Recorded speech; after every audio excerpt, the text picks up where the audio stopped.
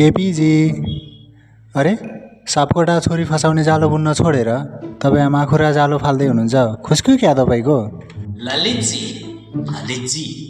मैले तपाईँको आँखाले चाहिँ यो माकुराको जाल फालेको देख्नुभयो, तर त्यसो होइन के ललितजी।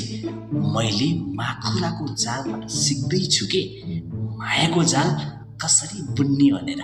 सापकोटाको छोरी थाहा छ नि तपाईँलाई?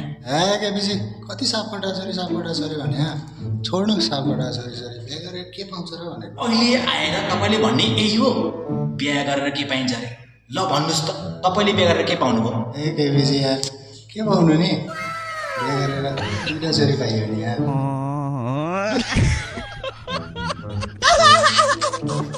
ललितजी, तपाईँले चाहिँ बिहे गरेर दुईवटा छोरी पाउने, अनि मैले चाहिँ यो जुनीमा बिहे हान्न पनि नपाउने, कहाँको यो न्याय हो? कहाँको न्याय हो? म जसरी भए पनि सापकोटाको छोरीलाई ल्याएरै छाड्छु। के गर्नुहुन्छ तपाईँले?